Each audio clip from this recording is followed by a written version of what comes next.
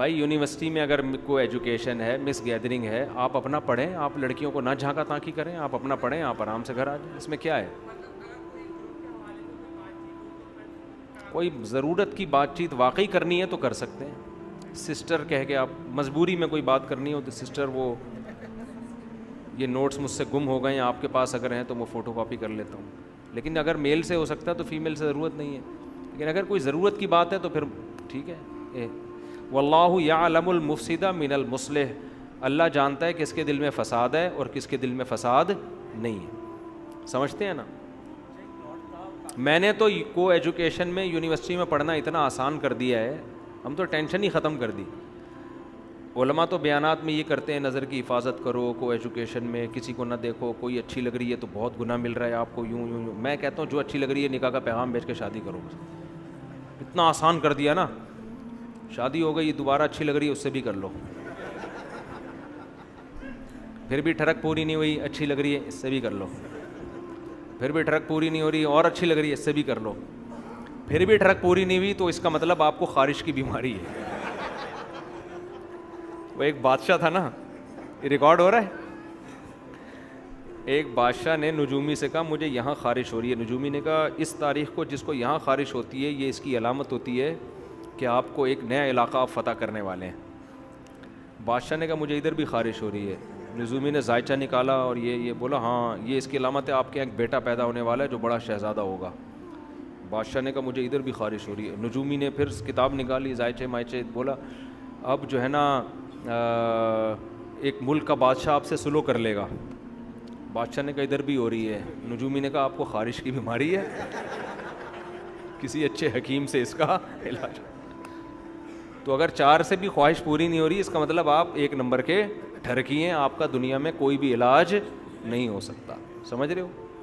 تو جو اچھی لگے نکاح کا پیغام بھیج دو، وہ مان جائے ٹھیک ہے، نہیں مانے دفع کرو، اس پہ لعنت بھیجو، دوستیاں نہ لگاؤ، پھر پٹانے کے چکر میں نہ رہو۔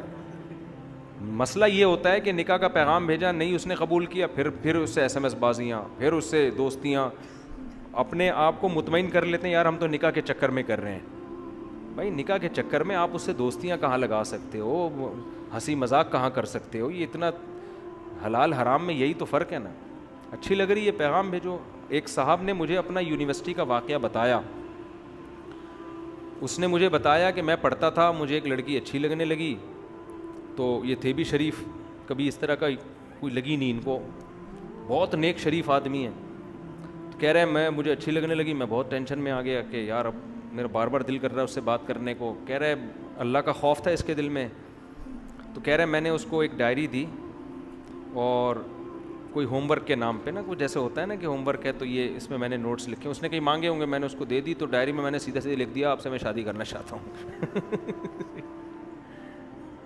اس نے ہوم ورک مانگا ہوگا یا کیا مانگا ہوگا، مجھے پورا واقعہ یاد نہیں، کہہ رہے میں نے سیدھا سیدھا لکھ دیا، اسائنمنٹ ہوتے ہیں نا تیار کر کے دے، کہہ رہے میں نے اس میں کچھ بھی نہیں لکھا، میں نے یہ لکھ دیا مجھے آپ سے شادی کرنے کا شوق ہے، سیدھی سیدھی 2 ٹوک بات۔ عزت دار آدمی کو 2 ٹوک بات سمجھ میں آتی ہے، 2 نمبر کو 2 نمبری ہی سمجھ میں آتی ہے، وہ خود 2 نمبر ہوتا۔ یہ لڑکی نے پڑھا تو اس کو تھوڑا سا غصہ آیا، اپنے گھر گئی، پھر اگلے دن مجھے خود اس نے بتایا، واپس آئی تو کہہ رہی، پھر اس نے بولا دیکھو اگر واقعی سیریس ہو شادی کرنے میں، کیونکہ لڑکے اس طرح پھنساتے ہیں، واقعی سیریس ہو تو میرے گھر اپنے والدین کو بھیج دو۔ اس نے کہا میرے ابا نہیں، اس نے کہا چلو اماں کو بھیج دو، ابا ہے ہی نہیں تو اماں کو بھیج دو، اگر واقعی سیریس ہو غور کر لیں گے۔